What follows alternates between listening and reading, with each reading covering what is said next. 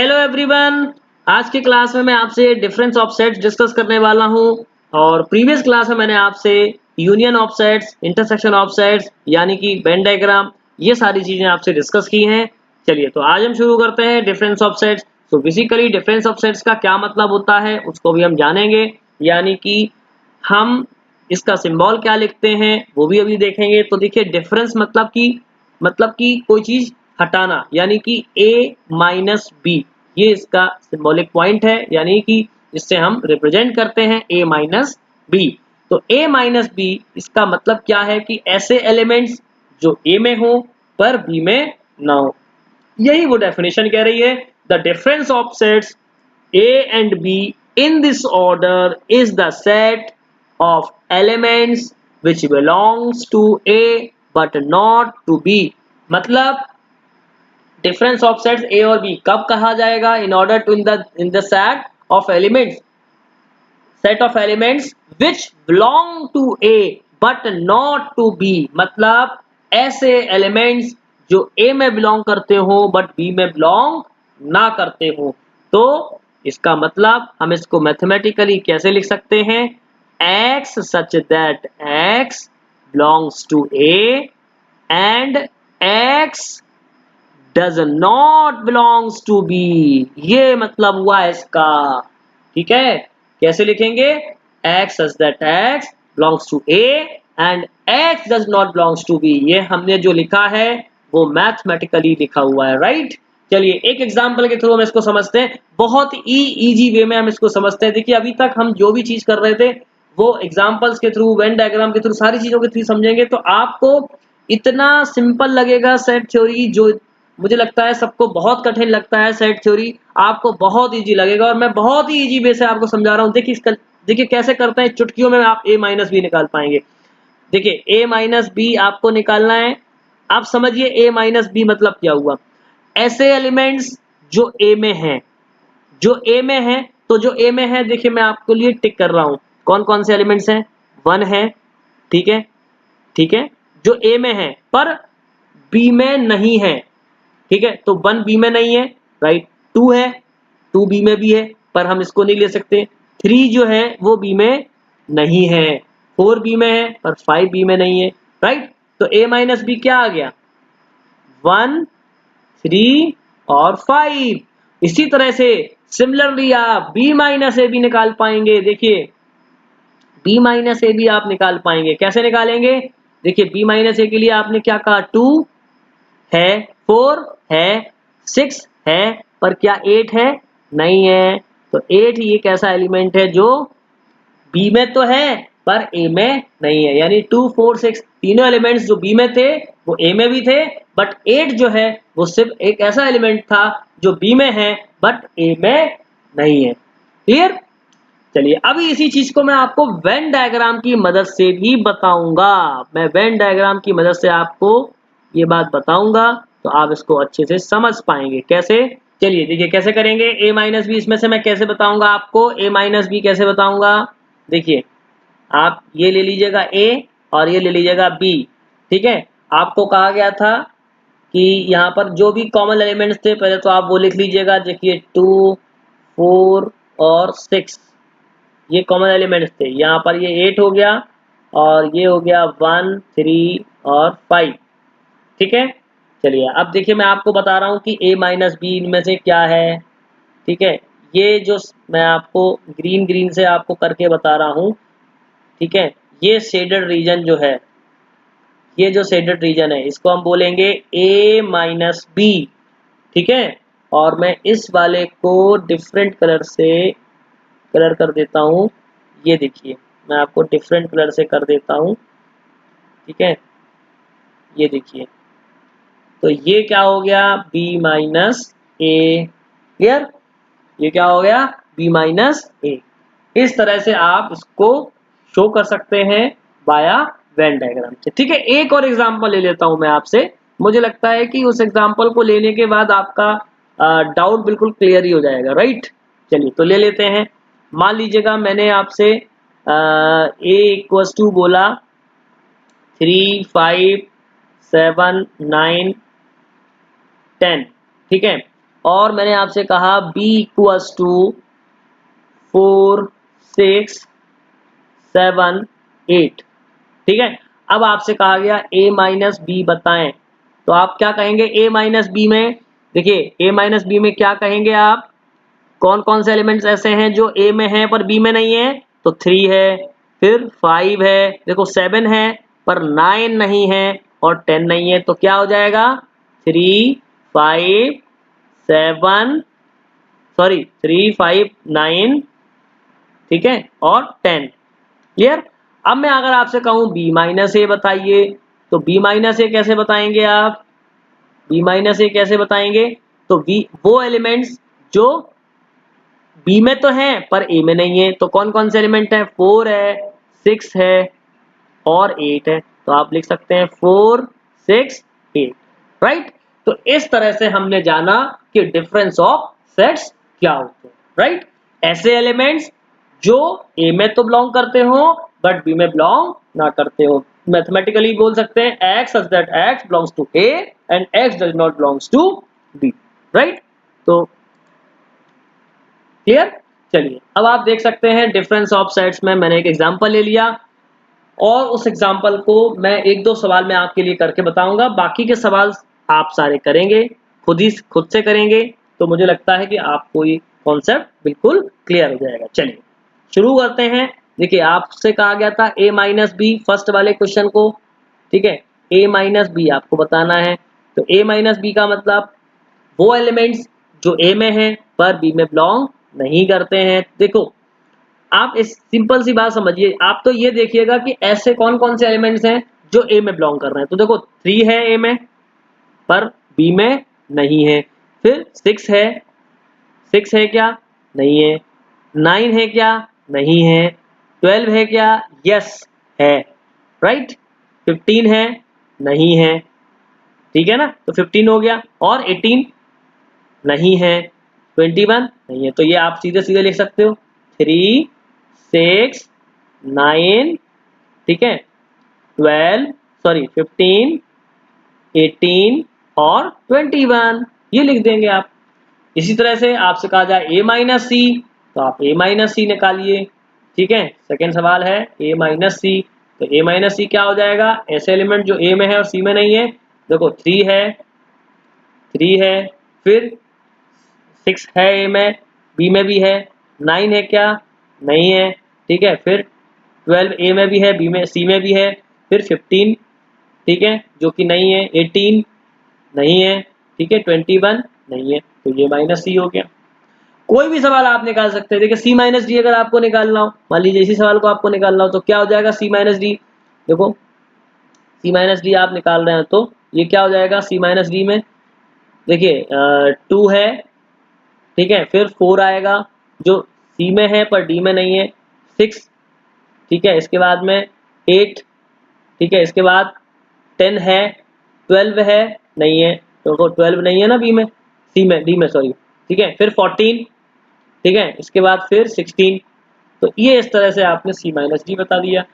अब बाकी के जो भी क्वेश्चंस बचे हैं उनको आप खुद से करेंगे, तो मुझे लगता है आपको बहुत अच्छे से समझ में आएगा कि डिफरेंस ऑफ सेट्स क्या है, ठीक है। अब मैं आपसे नेक्स्ट जो इसका टाइप ऑपरेशन ऑन सेट्स में लास्ट में बताऊंगा कॉम्प्लीमेंट ऑफ सेट्स, ठीक है। चलिए तो कॉम्प्लीमेंट ऑफ अ सेट हम स्टार्ट करते हैं। क्या होता है कॉम्प्लीमेंट ऑफ अ सेट, ठीक है। चलिए स्टार्ट करते हैं। डेफिनेशन क्या है? Let you be the universal set and A a subset of you, ठीक है। यू जो है एक यूनिवर्सल सेट लेंगे हम और ए जो है वो यू का सबसेट होगा, राइट। हमें पता है कि यूनिवर्सल सेट के ही सारे सबसेट बनेंगे, जो भी सेट होगा वो यूनिवर्सल सेट का ही सबसेट होगा, राइट। तो then the complement of A is the set of all elements of U which are not the elements of A. The complement of A is the set of all elements of U which are not the elements of A.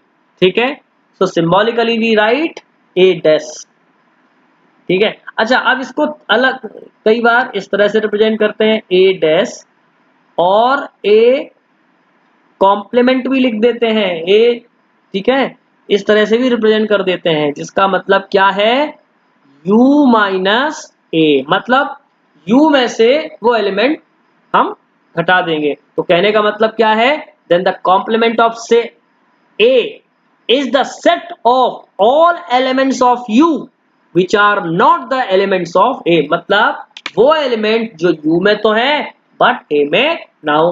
Difference of set में भी हमने यही जाना। अगर आपसे a minus B करने को कहते थे तो क्या करते थे आप, अगर आपसे a माइनस बी कहते थे तो आप क्या कहते थे, आप वही तो कहते थे कि ऐसे एलिमेंट्स जो a में तो बिलोंग कर रहे हों, ठीक है, and b does not x does not belongs to b, यही तो बोलते थे आप। तो यहां पर भी u माइनस ए में आप क्या बोलेंगे, u माइनस ए में क्या बोलेंगे, अगर हमने a डैश बोला तो क्या बोला, क्या बोला, a डैश बराबर क्या बोला, x such that x belongs to u and x does not belongs to a, यही तो हुआ a डैश, ठीक है।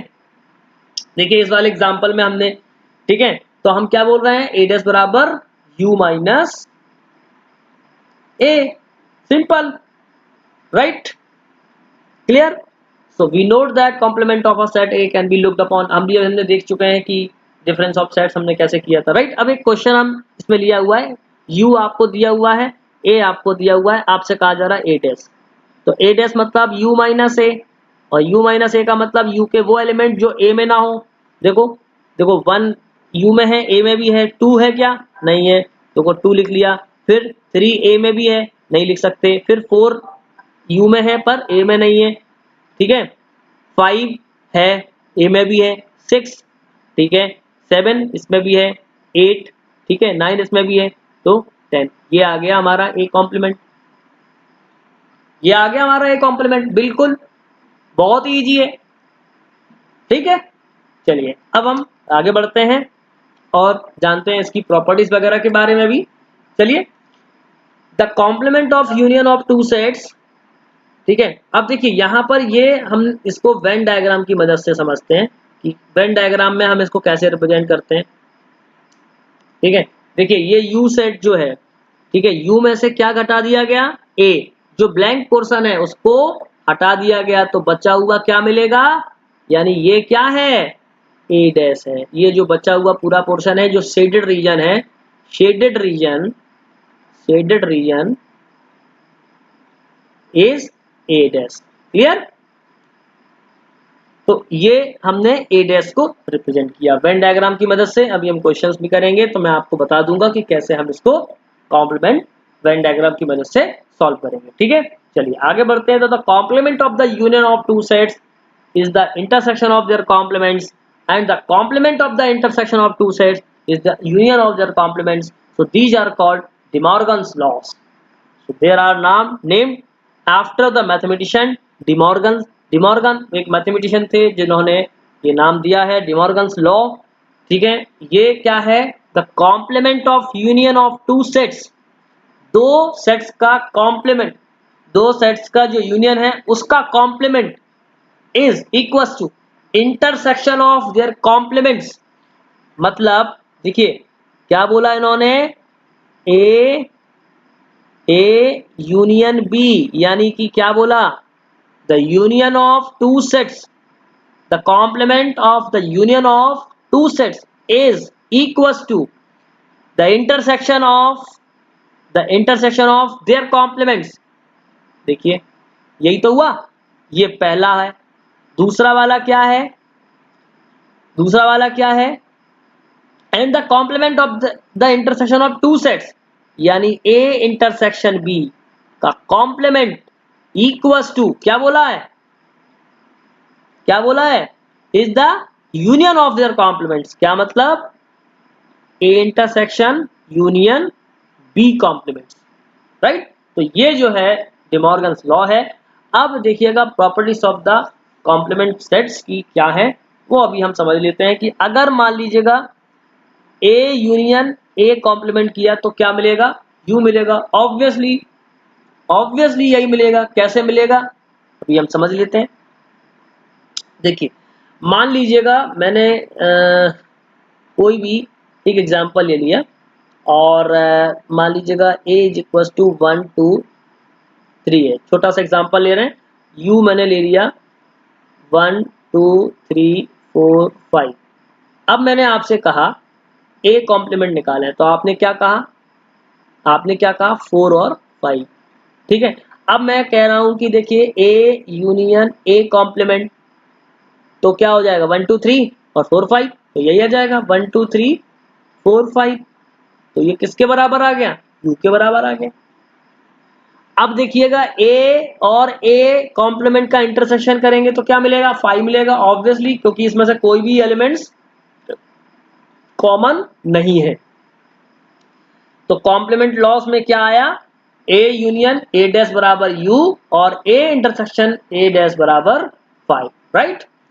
डिमॉर्गन्स लॉ भी हमने आपको बताया कि ये ऐसे होगा। तो पहले आप क्या करेंगे, a यूनियन b निकालेंगे, उसका कॉम्प्लीमेंट निकालेंगे, फिर इसको अलग अलग कॉम्प्लीमेंट निकालेंगे, फिर उनका इंटरसेक्शन करेंगे। ठीक है, अभी मैं आपको अलग से जब क्वेश्चन कराऊंगा तो उससे पहले मैं एक आध बार आपको एक प्रॉपर्टी अभी आपको करके बता दूंगा, right. Law of double complementation, यानी कि अगर ए कॉम्प्लीमेंट का कॉम्प्लीमेंट वापस से किया जाएगा तो क्या मिल जाएगा, सेम वही सेट मिल जाएगा। कैसे मिल जाएगा, देखिए मैंने यहाँ पर ए कॉम्प्लीमेंट किया था, अब मान लो मैं दोबारा से ए का कॉम्प्लीमेंट कर दूं, देखिए दोबारा से ए का कॉम्प्लीमेंट करूं, इसका फिर से कॉम्प्लीमेंट कर दूं, तो क्या मिल जाएगा मुझे, दोबारा से ए का कॉम्प्लीमेंट किया तो क्या मिल जाएगा 1 2 3, ये मिल जाएगा, वापस से वही सेट मिल जाएगा, राइट। ओके, और अगर मैं u कॉम्प्लीमेंट का u का कॉम्प्लीमेंट निकालूंगा तो u माइनस u करूंगा तो क्या मिलेगा 5 मिलेगा। ठीक है, और 5 का कॉम्प्लीमेंट करूंगा तो क्या मिलेगा, u मिलेगा, क्योंकि 5 कॉम्प्लीमेंट मतलब u माइनस 5 मतलब u ही मिल जाएगा। क्लियर, तो ये हमने कुछ प्रॉपर्टीज कॉम्प्लीमेंट सेट की देखी। अब हम आगे बढ़ते हैं। तो मैं आगे बढ़ने से पहले देखिए आगे बढ़ रहा हूं मैं, तो यहाँ पर देखिए डिमॉर्गन्स लॉ भी जो अभी हमने अभी थोड़ी देर पहले डिस्कस कर रहा था वो देखिए ये दिया गया है।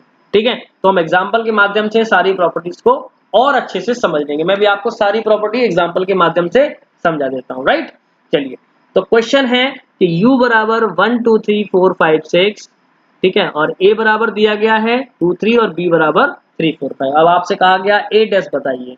चलिए बताइए a डैश क्या होगा, a डैश क्या होगा, तो देखो 1 लिखता जा रहा हूं मैं आपके सामने 1, ठीक है, और 2 और 3 दोनों हैं तो 4 5 6 ऐसे एलिमेंट्स जो u में है बट a में ना हो।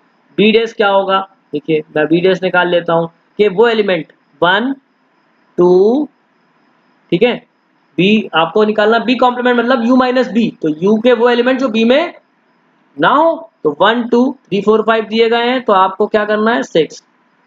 क्लियर, 1 2 6। अब आपको क्या निकालना है, a intersection B, A complement intersection B dash, मतलब आपको 1 4 5 6 इंटरसेक्शन 1 2 6 यही निकालना है।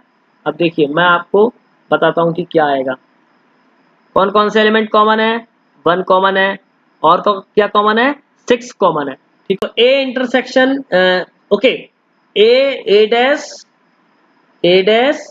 इंटरसेक्शन बी डैश क्या हो जाएगा, बी डैश क्या हो जाएगा 1 और 6। ठीक है, अब आप देखिए आपको क्या निकालना था, ए यूनियन बी, तो ए यूनियन बी कैसे निकलेगा 2 3 4 5 हो जाएगा। ठीक है, ये हो जाएगा 2 3 4 और 5। ठीक है, अब आपको क्या बताना है, ए यूनियन बी का भी कॉम्प्लीमेंट निकालना है, तो आप क्या कहेंगे u minus A union B, right. अब आपको क्या बताना है, देखिए ए यूनियन बी का कॉम्प्लीमेंट निकालेंगे तो u में से ए यूनियन बी हटा दीजिएगा तो क्या मिलेगा, देखिए यहाँ पे देखिएगा आप, क्या नहीं है 1 नहीं है, बिल्कुल लिख दीजिएगा। 2 3 4 5 है, देखो 2 3 4 5 है ऑलरेडी, तो ये हम नहीं लिखेंगे तो क्या लिखेंगे 6 लिखेंगे और 1 लिखेंगे। देखिए आ गया। अब आप देख सकते हैं, क्या देख सकते हैं, देखिए प्रॉपर्टी थी ए यूनियन बी का whole dash equals to A dash intersection B dash. ये हो गई प्रूफ। अच्छा, अभी हमने थोड़ी देर पहले देखा था कि ए डैश निकाला था। अगर ए डैश का वापस से ए डैश निकाल दिया जाए तो क्या मिलेगा? देखो, ए डैश आपने निकाला था 1456 निकाला था, तो हम क्या बोलेंगे? u माइनस ए डैश। इसका मतलब 1456 को आप घटा दें तो 1, देखिए क्या हटाना है आपको? ए डैश मतलब वो वाले एलिमेंट हटाना है जो ए डैश में नहीं हो, ठीक है? तो ए 1 4 5 और 6 आप हटा देंगे तो क्या बचेंगे? 2 और 3। देखिए ये मैंने लिख दिया 2 और 3, तो क्या मिला? बराबर ए सेट के मिला। इसलिए आप क्या कहोगे कि ए का कॉम्प्लीमेंट तो मिलेगा आपको वापस से वही सेट मिल जाएगा। क्लियर? ओके, तो अब मुझे लगता है कि कॉम्प्लीमेंट ऑफ अ सेट आपको अच्छे से समझ में आ गया होगा। वेन डायग्राम की मदद से भी अभी हम आपसे क्वेश्चन करेंगे, तो कैसे कैसे होगा वो भी बताएंगे आपको। अब हम देखते हैं वेन डायग्राम की मदद से ये क्वेश्चन कैसे होगा। देखिए आपको बता दें, ये यू है, ये वाला सेट कौन सा है? ये यू है, ठीक है, ये यू है। तो यू के एलिमेंट्स हम देख लेते हैं और आपको निकालना है, मान लीजिएगा ए कॉम्प्लीमेंट, ठीक है। क्या निकालना है? ए कॉम्प्लीमेंट फाइंड करना है। तो ए कॉम्प्लीमेंट कैसे निकलेगा? देखिएगा, पहले तो कॉमन एलिमेंट जो ए में लिखे हुए हैं वो आप देख सकते हैं। तो ए में क्या है? 2 और 3, ठीक है। और बाकी एलिमेंट लिख लेते हैं हम जरा। ये हो जाएगा 1, मैं इसको ग्रीन पेन से लिख लेता हूँ। ये हो जाएगा 1, ठीक है, और 4, और ये हो जाएगा 5, और ये हो जाएगा यहाँ पर 6, ठीक है। क्लियर? ये टोटल यू है, ठीक है। अब आपसे कहा गया ए डैश निकालें, तो आपने क्या माइनस किया? देखिए ये सेट कौन सा था मेरा? ये सेट है ए, ठीक है। आपसे कहा गया ए डैश, तो आपने क्या कहा? u माइनस ए। तो आपने किसको घटा दिया? इसको घटा दिया, यानी आपको बाकी जो बचा हुआ रीजन है वो कौन सा रीजन है? Shaded region. ये देखिए, ये शेडेड रीजन है। ये जो पूरा रीजन है, देखिए ये पूरा है रीजन है, ठीक है। ये पूरा रीजन है, ठीक है, ये पूरा रीजन है। इसको हम बोलेंगे ए कॉम्प्लीमेंट, राइट। जो ये ब्लैंक है यहाँ पर, इसको हम हटा देंगे, इस वाले रीजन को हटा देते हैं, ठीक है। तो इतना जो शेडेड रीजन है, जो ये पर्पल कलर में हमने आपको शो किया है, वो है ए कॉम्प्लीमेंट। इसी तरह से आप वी कॉम्प्लीमेंट, सी, मतलब कोई भी कॉम्प्लीमेंट आप शो कर सकते हैं वेन डायग्राम की मदद से, ठीक है। अब मुझे लगता है कि आपको मैंने कॉम्प्लीमेंट ऑफ अ सेट भी समझ में आ गया होगा। तो आज की क्लास में हमने डिफरेंस ऑफ सेट्स और कॉम्प्लीमेंट ऑफ सेट दोनों को जाना, और इस तरह से ऑपरेशन ऑन सेट्स की सीरीज में हमने आपसे union of sets, intersection of sets, difference of sets और कॉम्प्लीमेंट ऑफ सेट, ये सारी चीजें जानी और इनको हमने सबको कवर किया। काफी अच्छे से हमने इनके एग्जांपल्स भी लिए, क्वेश्चंस भी किए, और आपको आई होप कि समझ में आया होगा। और आप इसकी और ज़्यादा प्रैक्टिस करें तो आपको सेट थ्योरी दिमाग में बैठ जाएगी। कभी भी आप इसके क्वेश्चंस नहीं भूलेंगे, कभी भी आप को प्रॉब्लम नहीं होगी सेट थ्योरी में, अगर एक बार आप अच्छे से इसको इंटरेस्ट लेके समझ लें। क्योंकि कई लोग सेट थ्योरी को बहुत बोरिंग टॉपिक्स मान करके छोड़ देते हैं कई बार कोचिंग्स वगैरह में, या कई टीचर्स इसको पढ़ाते नहीं है क्योंकि कहीं ना कहीं बोरिंग लगता है, या बच्चों को लगता है कि मुझे समझ में नहीं आ रहा है। तो ये बिल्कुल भी आप मत सोचिए कि आपको समझ में नहीं आएगा। आप बस एक बार इंटरेस्ट से पढ़ लीजिएगा, और जैसे मैंने आपको पढ़ाया, जिस इंटरेस्ट से मैंने आपको पढ़ाया है, आई होप कि आपको ये समझ में आया होगा, और आज के बाद आपको सेट थ्योरी कभी भी कठिन नहीं लगेगी। अभी इसके आगे वाली क्लास में मैं आपसे सेट थ्योरी से रिलेटेड जो प्रैक्टिकल प्रॉब्लम्स हैं और कुछ एग्जांपल्स भी मैं आपसे डिस्कस करूंगा। मैं इससे और इसके बाद में आपको कॉम्पिटिटिव एग्जाम्स में जिस तरह के क्वेश्चंस पूछे जाते हैं उस टाइप के क्वेश्चंस भी आपसे डिस्कस करूंगा, ठीक है। Thank you.